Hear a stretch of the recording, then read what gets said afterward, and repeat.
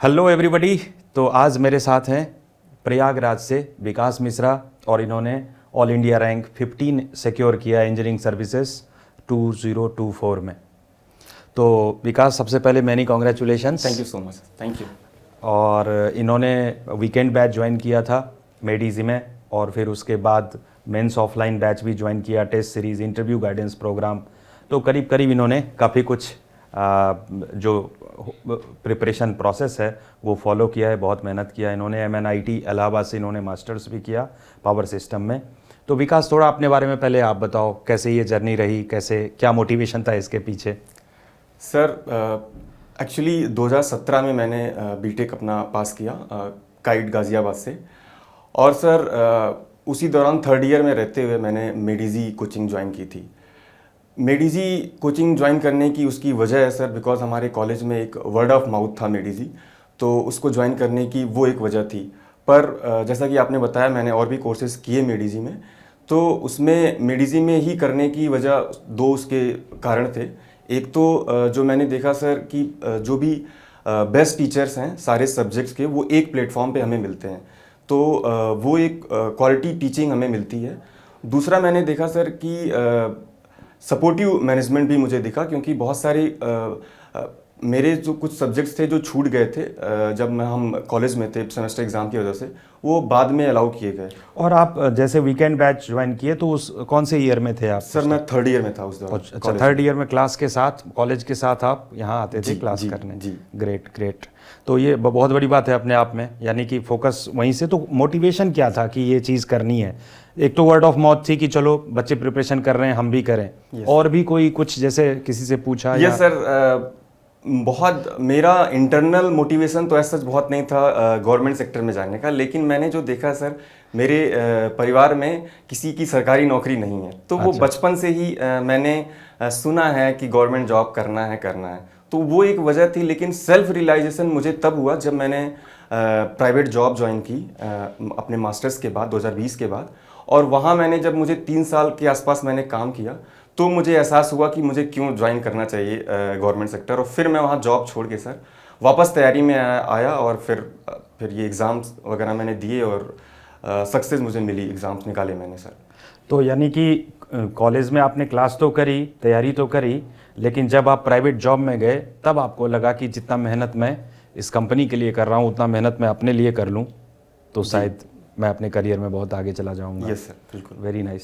तो उसमें एक चीज़ बड़ी इंटरेस्टिंग जो आपने बताई थी अभी थोड़ी देर पहले जब हम बात कर रहे थे, मुझे अच्छा लगा कि जब आप कंपनी से रिज़ाइन दिए तो आपने सिर्फ पेरेंट्स को बताया, और जो रूममेट थे आपके उनको पता था, बाकी किसी फ्रेंड सर्कल में नहीं बताया। ये स्टोरी थोड़ा बताओ सर। बिल्कुल ये ऐसा ही रहा सर। इनफैक्ट मैं कहूँगा कि जब मैं कंपनी से रिज़ाइन किया तो उस दौरान कंपनी में भी केवल मेरे इमीडिएट बॉस को पता था, बाकी जो मेरे कलीग्स थे उनको भी नहीं पता चला कि मैं छोड़ रहा हूँ, किस वजह से छोड़ रहा हूँ। बस अचानक से मैं एक दिन रिज़ाइन किया और नोटिस पीरियड सर्व करके निकल गया। बाकी मेरे दोस्तों को नहीं बताने की वजह ये थी कि सर मैं जॉब छोड़ के आ रहा था, और उस समय मुझे फोकस करना था, पूरा अपना समय स्टडी पे देना था, प्रिपरेशन पे देना था। तो मुझे लगा कि अगर मैं बताऊंगा तो मैं ये इस चीज़ को हैंडल नहीं कर पाऊंगा। अगर वो मुझे बुलाएंगे पार्टी के लिए या कुछ और पर्पज़ के लिए तो मैं इजीली चला जाऊंगा, पर मैं अगर ये नहीं बताऊंगा तो इस चीज़ को मुझे छुपाने के लिए ही खुद से अपने आप को बिज़ी दिखाना पड़ेगा। और मैं उनको बोल सकता हूँ कि मैं बिज़ी हूँ, मैं जॉब में हूँ, मैं यहाँ मीटिंग कर रहा हूँ, वहाँ मीटिंग कर रहा हूँ। सो ऐसे में मैं अपना समय बचा सकता हूँ और वो समय अपना प्रिपरेशन में दे सकता हूँ। वैसा ही मैंने किया सर। तो जैसे देखा जाए तो जो बच्चे कॉलेज में हैं, क्योंकि आपने थर्ड ईयर में ज्वाइन किया वीकेंड और तब से प्रिपरेशन ऑन किया, तो जो बच्चे कॉलेज में हैं थर्ड ईयर में, या कई बार सेकेंड ईयर में भी बच्चे ज्वाइन कर लेते हैं, जी सर, उनके लिए सजेस्ट करिए, क्योंकि you are the right person. आपने इंजीनियरिंग सर्विसेज में अच्छा रैंक 15 रैंक लेके आए, तो उनको सजेस्ट करिए कि कैसे वो प्रिपरेशन को अप्रोच करें, अगर वो ऑनलाइन बैच ज्वाइन करें या फिर कैसे वो अप्रोच करें। मीन्स सर मुझे जो लगता है सबसे जो बिगनर्स हैं, जो जिन्होंने थर्ड ईयर या सेकेंड ईयर में कोचिंग स्टार्ट की है और इस एग्ज़ाम को निकालना चाहते हैं, बीट एनी एग्ज़ाम, कुछ भी एग्ज़ाम निकालना चाहते हैं, सबसे पहले उनका फोकस सर एक इंटेंट होना चाहिए, कि उनमें एक इंटेंट होना चाहिए कि मुझे ये करना है, मुझे इस एग्ज़ाम को निकालना है। दूसरा चीज़ जो होना चाहिए सर, जो वो पढ़ रहे हो उस समय उसको लर्न करने की कोशिश करें। कई बार मुझे भी एहसास हुआ, मैं शुरुआत के सालों में जब प्रिपरेशन कर रहा था तो मुझे लगा कि मुझे इसी साल इसको क्लियर करना है। मेरा फोकस इस पे था ही नहीं कि मुझे कॉन्सेप्ट लर्न करना है, चीज़ों को प्रैक्टिस करनी है। तो सबसे ज़्यादा ज़रूरी है बिगनर्स के लिए कि कॉन्सेप्ट सीखें, लर्न करें।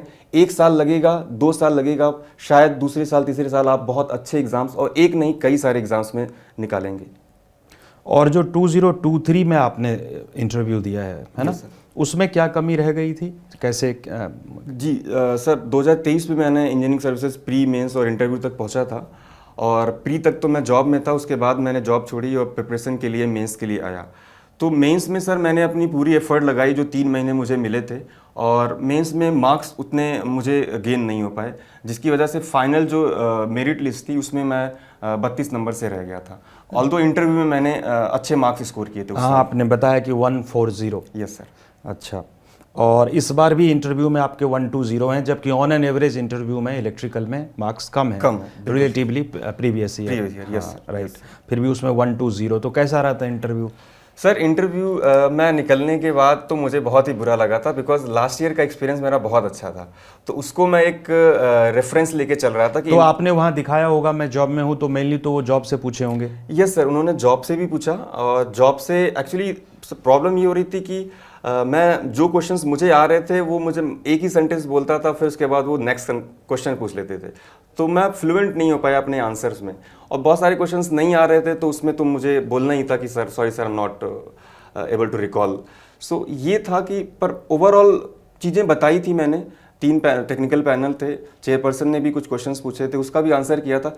पर अगर मैं 2023 से कंपेयर करता तो मुझे बहुत बुरा लग रहा था कि इस साल तो बहुत खराब मार्क्स आएंगे, पर होपफुल फॉर्चुनेटली अच्छे मार्क्स आ गए, ठीक मार्क्स आ गए, एवरेज मार्क्स आ गए। हाँ, नहीं एवरेज नहीं है, अगर बाकी बच्चों के 110 के आसपास हैं, यस सर, और आपका 120 है, तो एक तरह से यस सर, है ना, तो अच्छे मार्क्स हैं। तो जैसे इस बार जो आपने प्रिपरेशन करी 2023 में, आपने कहा कि मेंस की तैयारी थोड़ी कमी रह गई थी, तो इस बार जो आपने प्रिपरेशन करी तो उसमें क्या ऐसा वैल्यू एडिशन किया, क्या अलग किया? सर अगर मैं स्पेसिफिकली 2024 के पूरे स्टेजेस की बात करूं, प्री से लेके बात करूं अगर मैं, तो प्री में मैंने इस साल काफ़ी मेहनत की। प्री में सबसे पहले मैंने तो प्रीवियस ईयर मैंने सर बहुत कम लगाए हैं, तो प्रीवियस ईयर मैंने 2 से 3 बार लगाए।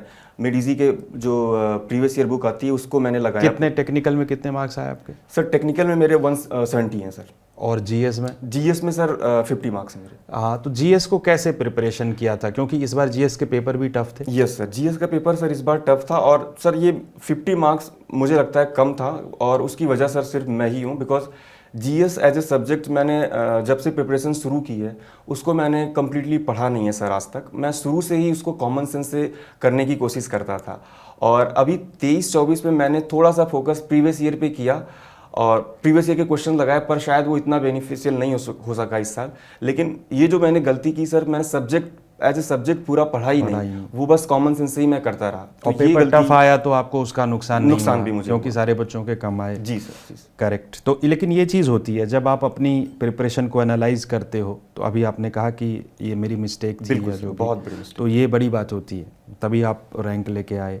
क्योंकि अपने आप के अपने परफॉर्मेंस को एनालाइज करना भी एक इम्पॉर्टेंट पैरामीटर होता है, मुझे ऐसा लगता है। बहुत अच्छा। और फिर मेंस में कितने आए? सर मेंस में इस साल मेरे 313 मार्क्स हैं सर। अरे वाह, वेरी नाइस। तो जैसे पेपर 1 पेपर 2 में कैसे हैं? सर पेपर 1 में रिलेटिवली थोड़े कम हैं, 146 हैं। पेपर 1 थोड़ा सा इस बार टफ था, और एक्चुअली टफ नहीं था, पर वो पेपर ऐसा सेट था कि क्वेश्चन ही आप 220 के आसपास ही अटेम्प्ट कर पाते, तो ऐसा था। और पेपर 2 में सर 167 मार्क्स हैं। अरे वाह। और एक बच्चे से मैं पूछ रहा था कि ऐसा क्यों होता है, पेपर 1 के सब्जेक्ट देखें वैसे तो ईजियर सब्जेक्ट हैं, लेकिन स्कोर पेपर 2 में ज़्यादा होते हैं। तो उस बच्चे ने कहा था कि क्योंकि पेपर 2 में मोस्टली जो सब्जेक्ट हैं वो गेट वाले हैं।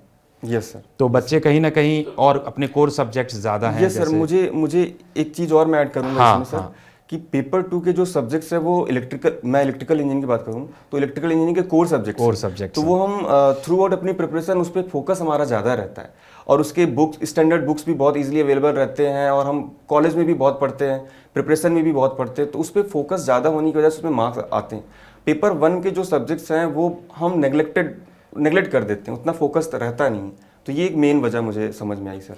तो जब इंटरव्यू में गए थे तो फिर क्या कैसे शुरू कैसे हुआ, और जैसे आपने लिखा है हिंदी पोएट्री और जी सर, एक्चुअली मैंने हिंदी पोएट्री, मुझे लगता था कि मेरा स्ट्रॉन्ग है एस्पेक्ट इंटरव्यू का, मैं अपने आप को एक्सप्रेस कर पाऊंगा, पर वो actually it's like double edge sword हो गया।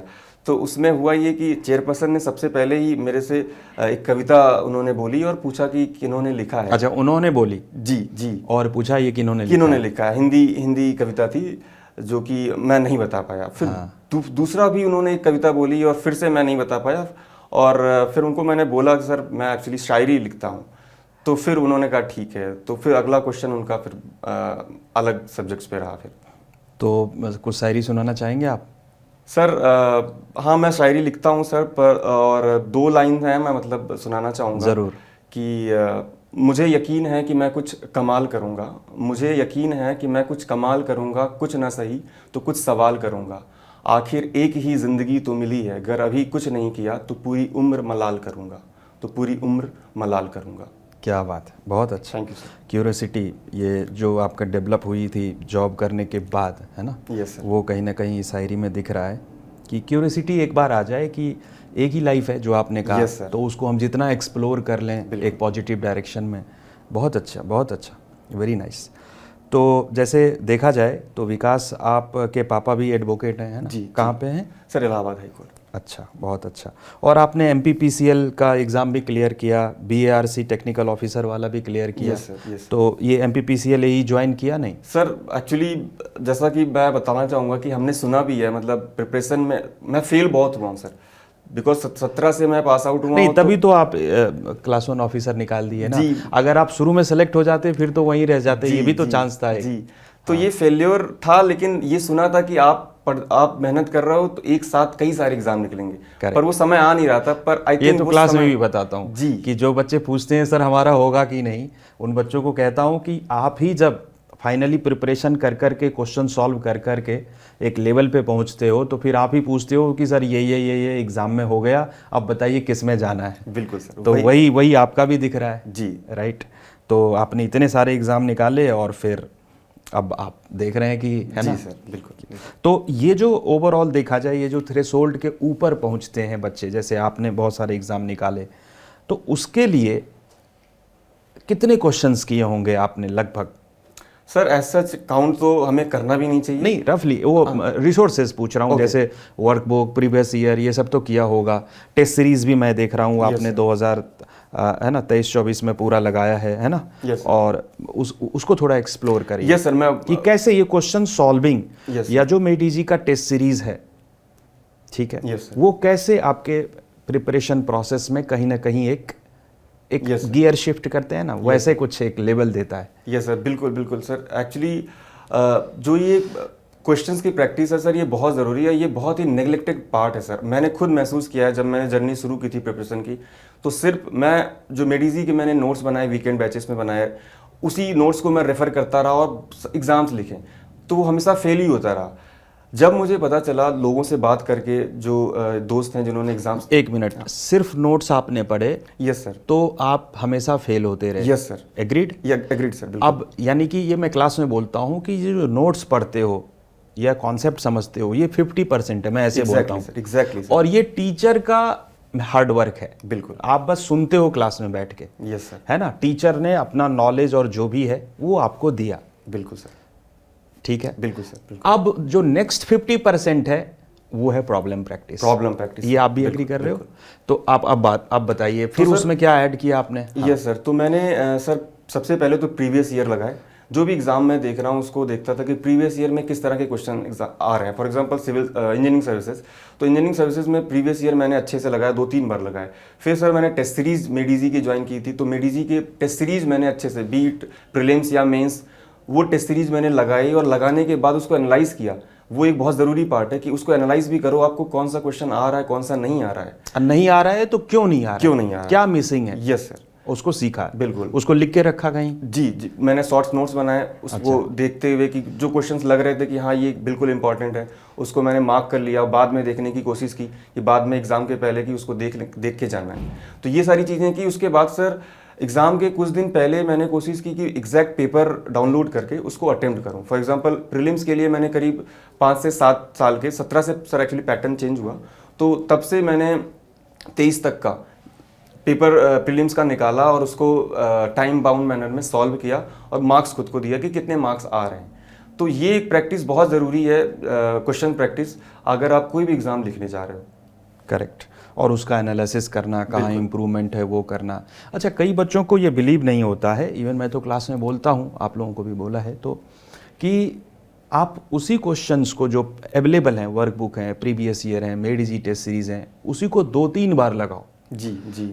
तो बच्चों के दिमाग में कई बार ये आ जाता है, अरे नया क्वेश्चन आ गया तो, अरे ऐसा आ गया तो। आपका क्या अनुभव है, अगर नया आ गया, कुछ अलग आ गया, तो क्या वो एग्जामिनेशन को बहुत ज़्यादा इम्पैक्ट करता है? सर मुझे लगता है क्वेश्चन, ये कहना कि नया क्वेश्चन, अगर आप क्वेश्चन सॉल्व कर रहे हो तो क्वेश्चन को सबसे पहले डिकोड हम करते हैं सॉल्व करते समय कि क्वेश्चन कह क्या रहा है, क्या लैंग्वेज है, कौन सा फॉर्मूला यूज होता है। जनरली हम नोट्स में केवल फॉर्मूला पढ़ते हैं पर उसका एप्लीकेशन हम नहीं देख पाते हैं। इन क्वेश्चन प्रैक्टिस से सर हम फार्मूला अप्लाई करना सीखते हैं कि कैसे हमें अप्लाई करना है फार्मूला। नया क्वेश्चन इन केस आ भी गया तो हमारी जो प्रैक्टिस है क्वेश्चन को डिकोड करने की, वो हमारी रहेगी सर इंटैक्ट, और हम नए क्वेश्चंस को भी डिकोड कर पाएंगे कि हाँ इसमें ये चीज़ पूछी जा रही है, ये फॉर्मूला हम, और अल्टीमेटली सर वो जो क्वेश्चन नया भी आएगा फॉर्मूले उसमें वही एप्लीकेबल लगेंगे, कॉन्सेप्ट वही होगा, बिल्कुल जो हमने पढ़ रखा है। और अगर 5% मान लो बिल्कुल अलग आ गया, कुछ ऐसा जिसे कभी नहीं सुना, कभी नहीं देखा, या होता है ना, तो छोड़ देंगे, उससे फर्क क्या पड़ता है। Better to leave. आपने भी 100% तो स्कोर नहीं किया होगा, बिल्कुल बिल्कुल, कोई भी नहीं करते हैं। Yes sir, correct. तो उसके चक्कर में ये जो 90-95% स्कोर है, हम उसको भी छोड़ देते हैं। Yes sir, yes sir, right. तो जैसे देखा जाए तो ये जो MPPCL सपोज एग्ज़ाम दिया, या ऐसे BARC दिया, ये जो एग्ज़ाम बीच बीच में आते हैं, इसके लिए बच्चों को कैसे प्रिपेयर करना चाहिए? या जो आपने मेडिजी क्लासरूम में है ना पढ़ाई की पूरी, और इंजीनियरिंग सर्विसेज के प्रीवियस ईयर किए, गेट के प्रीवियस ईयर किए, या टेस्ट सीरीज़ किया, क्या यही सफिशिएंट है या आपने कुछ और भी उसमें ऐड किया? सर मुझे लगता है कि जो इंजीनियरिंग सर्विसेज की तैयारी है, खासकर प्रीलिम्स की या मेंस की भी, अगर मेंस लिख रहे हैं आप, हाँ, तो वो एक होलिस्टिक प्रिपरेशन है और हर एग्जाम्स में कवर करता है, be it any exam sir. GATE को हम एक अलग एग्जाम मान सकते हैं, गेट एक अलग नेचर का एग्जाम है, उसमें क्वेश्चंस अलग आते हैं, अलग लेवल के आते हैं। उसके अलावा सर बाकी जो भी स्टेट के एग्जाम्स होते हैं, इसमें इंजीनियरिंग सर्विसेज के प्रिपरेशन में वो सब कवर हो जाएंगे। मैंने भी सर ये एग्जाम्स जो लिखे हैं एज सच फोकस होकर नहीं लिखा, मेरा मेन फोकस इंजीनियरिंग सर्विसेज ही था, पर ये एग्ज़ाम इन बिटवीन आया और मेरी तैयारी थी तो मैंने इसको लिखा और फॉर्चुनेटली हो गया। तो वो होलिस्टिक तैयारी प्रिपरेशन जो है इंजीनियरिंग सर्विसेज से आती है, तो मुझे लगता है कि उसी पे अगर हम फोकस करेंगे, अगर आपका सच है एम, तो बहुत बेनिफिट आपको मिलेगा।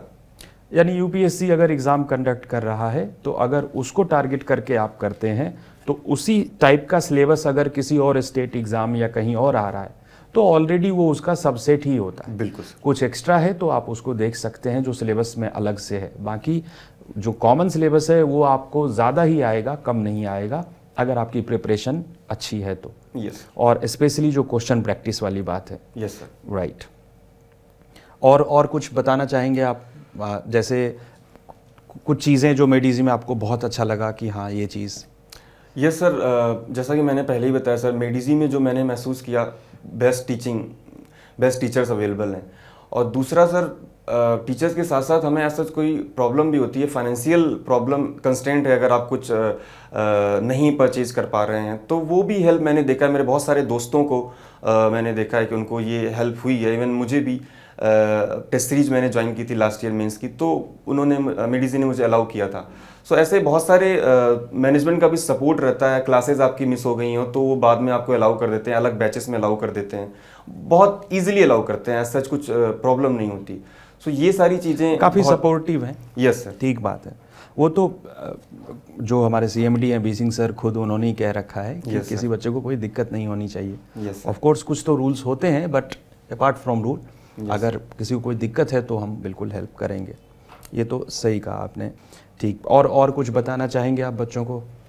सर एज सच जो मेरी जर्नी रही है प्रिपरेशन को लेकर, तो इसमें मैंने जो देखा सबसे ज़्यादा कमी मुझ में जो शुरुआत के सालों में रही कि एक तो कॉन्फिडेंस मुझ में इतना नहीं था कि मैं एग्ज़ाम कोई क्रैक कर पाऊँगा, और इंटेंट नहीं था कि किसी पर्टिकुलर एग्जाम को लेके कि इंटेंट चाहिए होता है कि आपको ये करना है कैसे भी करके, वो इंटेंट की कमी थी। और कई बार मैंने सर अपने आप को उस स्थिति में भी पाया कि मुझे सिलेबस की भी जानकारी नहीं थी। फॉर एग्जांपल अगर मैं सर बताना चाहूँ, एसएससी जेई जूनियर इंजीनियर का एग्जाम होता है, मुझे सिलेबस का पता ही नहीं रहता था कि क्या आएगा, मैं एग्जाम जरूर लिखता था। अच्छा। और रीजनिंग वगैरह को लेके सर शुरुआत में ऐसा था कि इंजीनियर्स हैं तो हम कर लेंगे, प्रैक्टिस नहीं चाहिए। पर एक्चुअली अगर आप कोई कॉम्पिटिटिव एग्जाम लिखने चाह रहे हैं तो जो सिलेबस है आप उसको थोरोली चेक करें और हर चीज सिलेबस में मेंशन को प्रैक्टिस करें। विदाउट प्रैक्टिस अगर आप जाएंगे तो समय बहुत लंबा लग जाएगा इस चीज को, और समय का ही खेल है, फिर आप प्रेशर में आ जाएंगे, फिर गलती करेंगे। बिल्कुल सर, बिल्कुल। तो यानी कि एक बार पढ़ने के बाद, जब मेडिजी में एक बार आपने क्लास कर ली, तो क्वेश्चन प्रैक्टिस ही आपको सिलेक्शन करवाएगा, फॉलोड बाय टेस्ट सीरीज, और फिर उसको इम्प्रूवमेंट करिए, एनालाइज करिए कहाँ पे किस एरियाज में इम्प्रूवमेंट की ज़रूरत है। यस सर, बिल्कुल। राइट, बहुत अच्छा। तो ठीक है Vikas ji, thank you so much, all the best. Thank you sir, thank you.